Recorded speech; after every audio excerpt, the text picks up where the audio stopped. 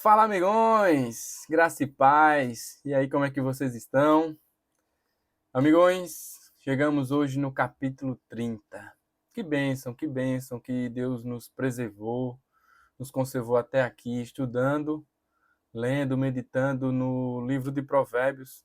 E hoje, capítulo 30, estamos chegando ao fim, já com o coração apertado, mas sabendo que o Senhor nos abençoou até aqui, isso é o que realmente importa, esse é o propósito, é de sermos agraciados com as bênçãos de Deus, com a sabedoria que só dele vem.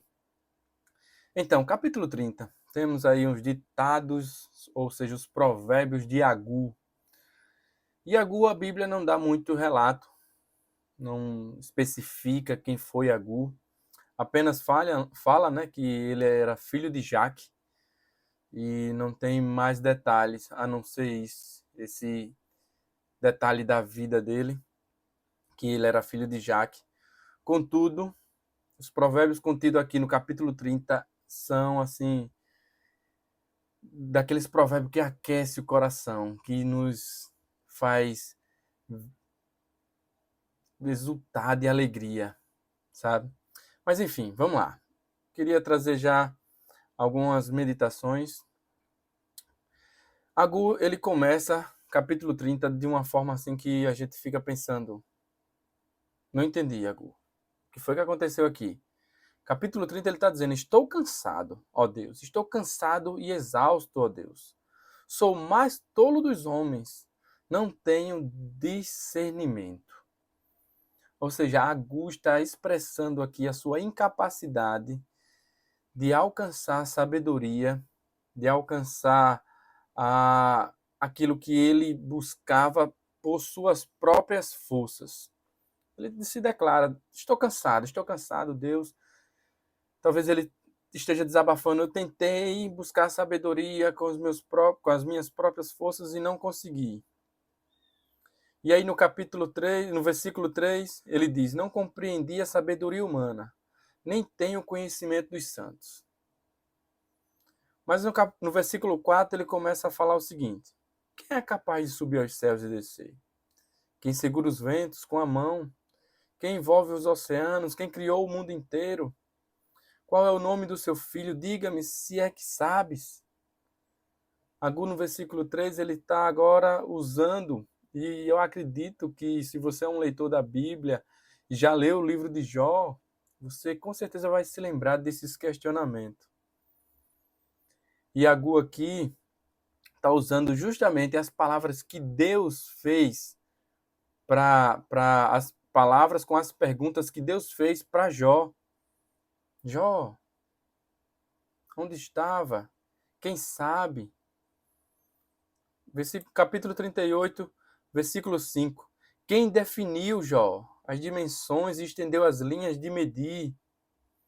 Vamos, você deve saber.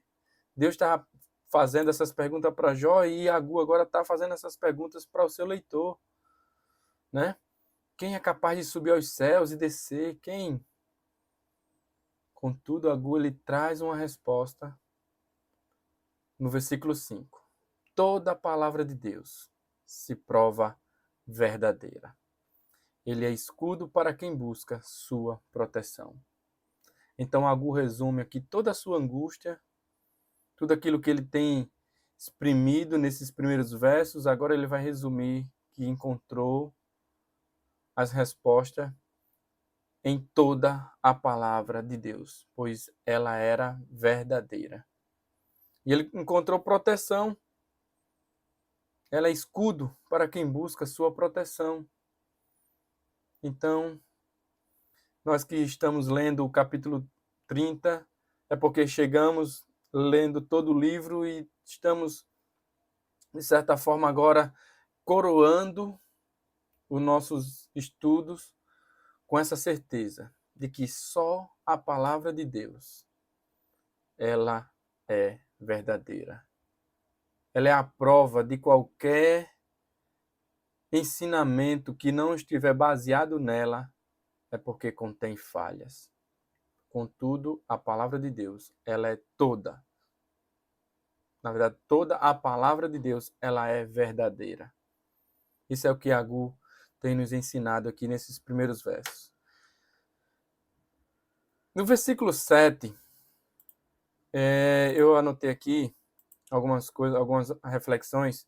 No versículo 7 até o versículo 9 tem outra parte. Todo o capítulo 30 é muito, muito rico, muito gostoso de se ler, mas esses versículos, minha esposa, ela sabe, eu sempre vivo repetindo isso aqui, pois deve ser a nossa oração todos os dias, sabe?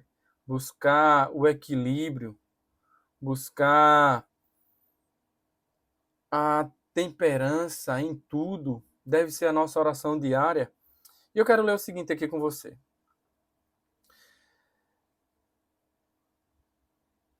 Vamos ler os versículos, ler os versículos que vai ser melhor para a gente entender. Versículo 5. Quem definiu suas demissões estendeu... Não, aqui é Jó. Versículo 5 de Provérbios capítulo 30. Toda a palavra de Deus se prova verdadeira. Ela é escudo para quem busca sua proteção. Não acrescente nada às palavras deles. Se o fizer, ele o repreenderá e mostrará que você é mentiroso. Ó Deus, eu te peço 2 favores. Concede-os antes que eu morra. Primeiro, ajuda-me a ficar longe da falsidade e da mentira. Que nossa oração contenha isso todos os dias. Segundo, não me des nem a pobreza nem a riqueza. Dá-me apenas o que for necessário.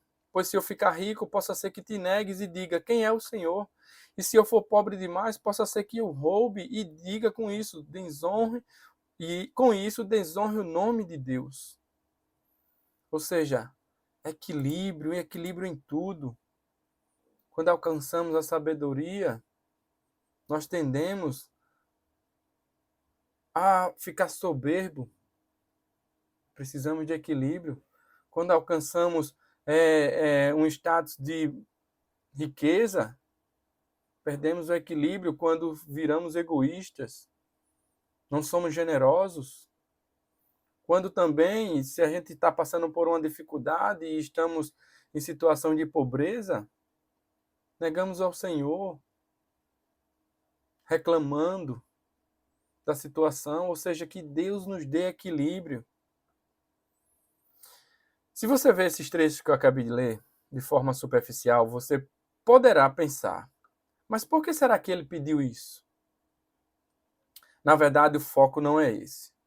Creio que ao fazer esse pedido, Agur estava pedindo a Deus para que ele abençoasse com a virtude do equilíbrio. Ele conhecia suas fraquezas e declarou, dar-me somente aquilo que realmente eu preciso. Os grandes problemas da vida das pessoas são frutos de desequilíbrio. Eu anotei aqui o seguinte: dívidas, desequilíbrio financeiro. Obesidade, desequilíbrio de dieta alimentar com excesso de distúrbios alimentares. Desnutrição, desequilíbrio de dieta com escassez de nutrientes. Preocupação e estresse, que é o mal do século. Desequilíbrio na administração das emoções e do tempo. Tudo gira em torno do desequilíbrio. Todos esses problemas. Esses são apenas alguns dos exemplos. A lista dos resultados de desequilíbrio é ainda muito maior se você acrescentar as consequências da impaciência, da raiva, do medo, tudo fruto do desequilíbrio. Nesse trecho da Bíblia que nós lemos, o pedido e oração por equilíbrio levam a vida com maior senso de plenitude, onde as prioridades estão alinhadas com cada coisa em seu devido lugar, onde nosso tempo e recursos estão repartidos de forma mais justa possível para atender às várias necessidades da vida. Devemos pedir para Deus nos dar equilíbrio no cuidado com a saúde, com o nosso corpo. Devemos pedir para Deus nos dar equilíbrio com a nossa família. Devemos pedir equilíbrio para Deus nos cuidar e nos tratar para termos cuidado e equilíbrio com o trabalho. Devemos pedir para Deus nos ajudar a ter equilíbrio com os amigos, com a igreja. Devemos ter equilíbrio também com a comunidade que frequentamos. Devemos pedir a Deus equilíbrio em relação à espiritualidade, em relação ao relacionamento com Deus, pois muitas vezes nos falta se relacionar com Deus. Devemos pedir equilíbrio. Precisamos de equilíbrio para aproveitar e viver o presente, para ter energia e viver propósitos maiores e planejar o futuro. E mesmo planejando, nosso foco sempre precisa ser buscar a Deus em primeiro lugar. Isso é o que a palavra de Deus nos ensina, colocar Deus em primeiro lugar em todos os nossos projetos. Um dos recursos que nos ajuda a ter equilíbrio é a sabedoria de administrar o tempo. E isso, falo por mim, é uma das coisas que eu mais luto, é a administração do tempo. Contudo, devemos pedir e confiar ao Senhor que Ele tem e dá sabedoria para nós em abundância. Mas que sejamos como Agur, que tenhamos a coragem de Agur de pedir a Deus equilíbrio. Equilíbrio. Capítulo 30, amigões. Capítulo 30 de Provérbios. Uma pérola, um tesouro, uma pedra preciosa que está enterrada e nós precisamos desenterrar, buscar, sabe, trabalhar essa pedra aqui preciosas que achamos e extrair dela lições para nossas vidas. Que Deus abençoe você. E amanhã temos o nosso último capítulo de Provérbios. E conto com vocês amanhã aqui. Se você não se inscreveu no canal, que se inscreva. Se não nos segue no Instagram, nos siga também. Comenta aqui embaixo aquilo que Deus tem falado ao coração de vocês sobre Provérbios, sobre os capítulos que lemos, sobre aquilo que você tem lido de Provérbios. Fica com Deus. Até mais.